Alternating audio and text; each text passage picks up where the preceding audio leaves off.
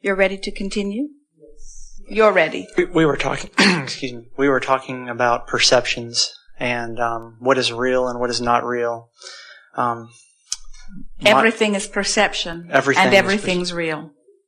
Okay. As far as our solar system is concerned, are you acknowledging or aware of the possibility of a new planet being born? There are more in the making than you are aware of. Many. Is the Earth's... In fact, often there are planets that you believe are in the process of diminishing that are actually in the process of becoming.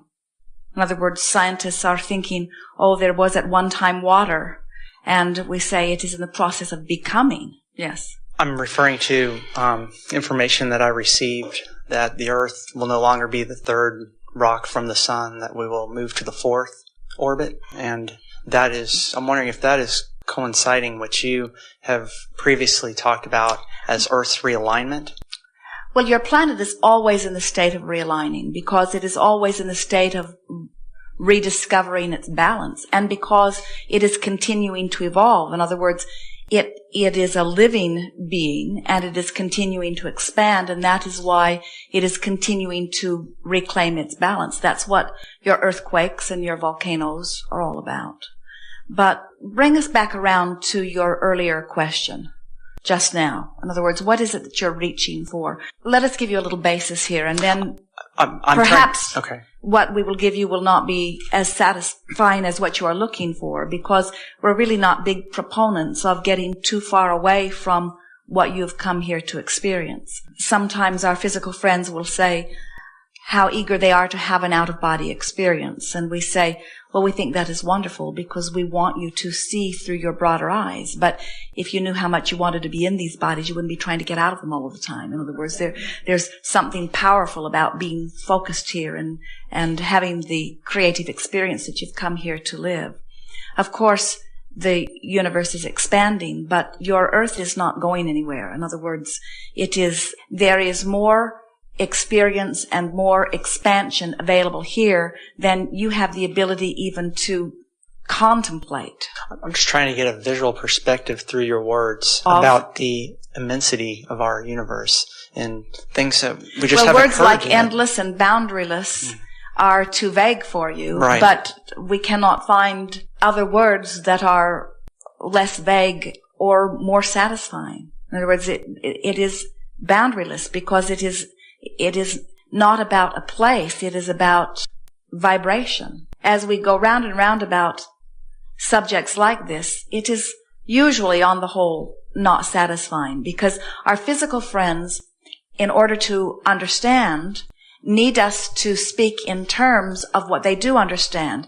And when we attempt that, there is distortion. In other words, as we try to explain the universe in quantifiable terms of what you recognize from your physical environment, then there is always, while sometimes more satisfaction in the understanding, a distortion. It's like someone like Esther, who is, as Esther is receiving us here, she's not receiving words. She's not hearing words that we are whispering to her that she is then repeating. We're offering information to her vibrationally. It's sort of like downloading vibration. And then at an unconscious level, she is translating it into the physical word equivalent.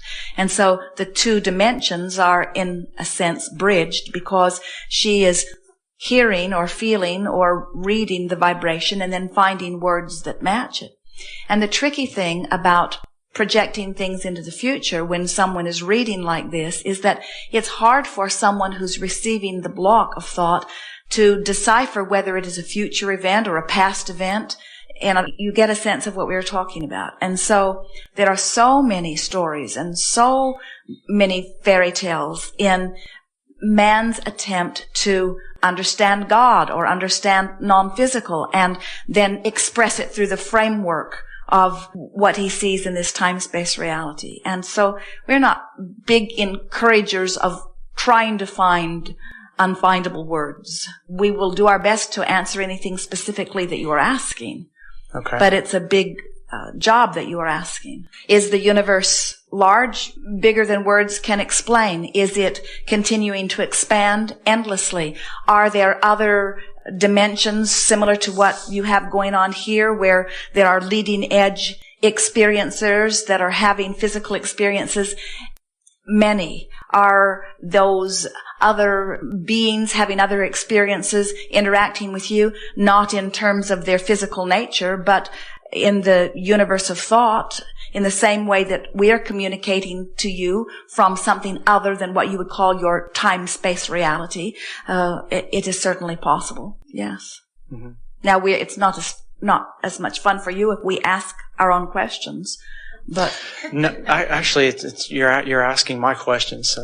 So I was going to ask you about the other beings and what relationship they have to us as earthlings. Not much, other than that they are, like you, extensions of source energy. In other words, sometimes physical humans feel discomfort with that idea, but when you get the idea, when you begin to grasp the idea of the eternal nature of that which is God or that which is non-physical, you have to understand that there is so much more expansion than you would be able to contemplate through your one-time space reality. So when, let's say, we visit just nearby planets like Mars and we determine that there's not life there, or is it because we just don't see it, but it's actually there?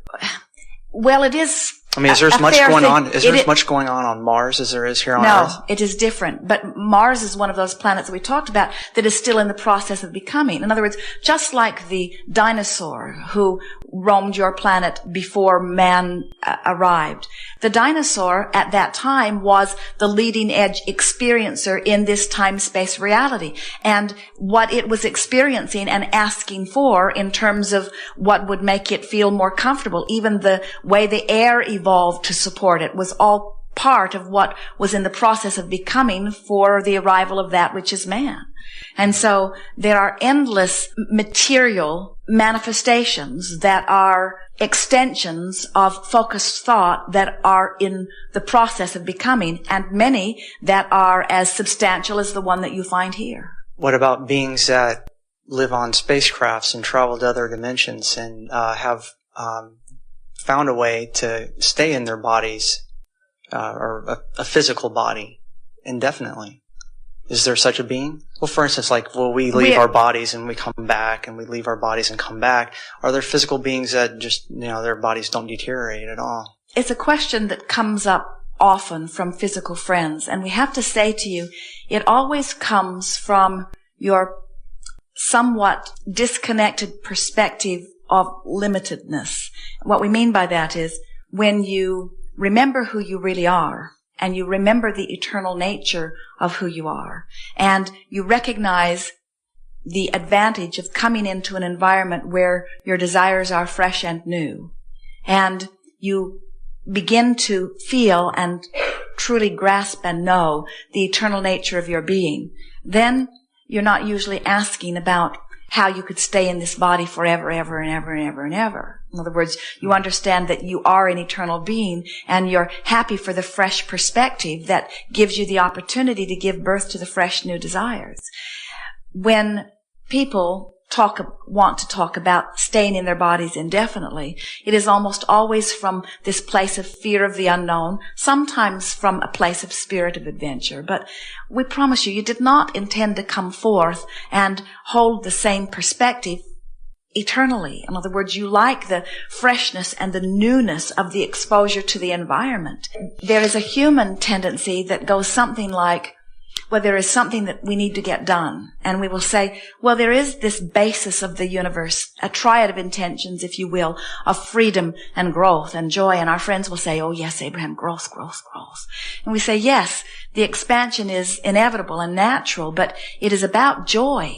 The reason that life exists, the whole purpose of the expansion and even these expanding planets that you are talking about is about having the opportunity to experience and conclude and define. You know how much fun it is to move into a new space and make your new plans and make it your own and watch it expand around you.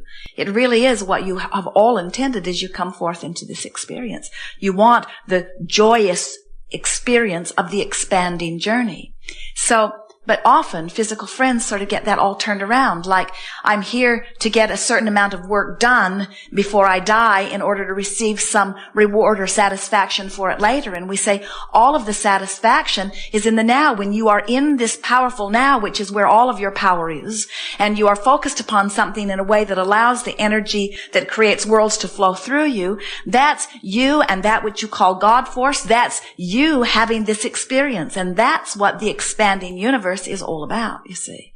So when you get in sync with that, when you begin to feel that connection on an often basis, then those questions about how long will I be in this body, or can I be in this body forever and ever, become less and less relevant, because you begin to don the feeling perspective of who you really are. And then you grasp the idea of being an eternal being, and you understand that you will have endless experiences, that the joyous being that is you will never cease to be, you see.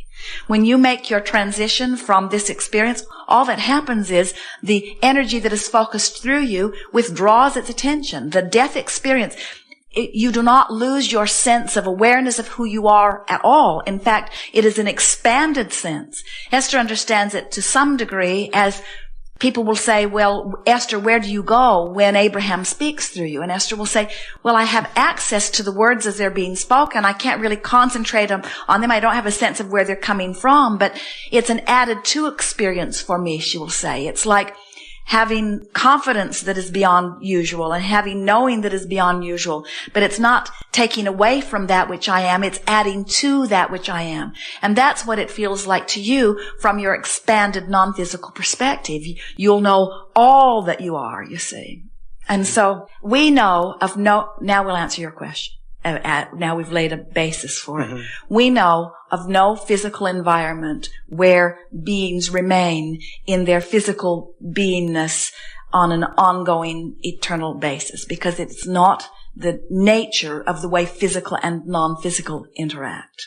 Okay. There is something so valuable about the new perspective. Think about it. Even now, we've been talking today about deliberately, from your stage in life where you are now, releasing resistance so that you can allow who you really are to experience in this moment. And you say, yes, and for what reason? And we say, for the joy of it. And our physical friends say, yes, but really, toward what end? And we say, toward the joy of the experience of it. And they say, yes, but really, but toward what end? And what's it really all about? What are we supposed to get done? What are we supposed to accomplish? Who are we supposed to teach? Who are we supposed to save? And we say, it is all toward the end of the joyous expansion, in the same way that all of your creative endeavors are here in this physical environment. And so then our physical friends will say, but Abraham, what if everyone becomes innately selfish, as you seem to be teaching? And we say, indeed we do. We teach selfishness, because if you are not selfish enough to care about how you feel, then you are not in a focused enough place to ever be sure that you are in alignment with who you really are. And if you are not in alignment with who you really are, then you don't have anything to give anyone. And so, getting back to this business of expansion. So here you are as physical beings, and there are so many physical friends who over time have a good way of saying it is they've sort of picked up the sediment of resistance. They focus upon this thing that's happened, and this thing that's happened, and this thing that's happened, until little by little they practice thoughts that disallow the well-being that would be there for them otherwise. And then they say, I need to do the things, jump through the hoops, sacrifice in the way that I've been taught by others, so that I can receive my reward at some other point. And we say, your reward is present and available at all times. Your connection never ceases to be. You can pinch it off pretty good, but you can never disconnect from that which is really you see. Mm-hmm. And so, in time, it really becomes irrelevant about where you are or how long you'll be there. You become like the beast. You come in, you whomp, you have a good time, you reemerge into non-physical. It is no big deal.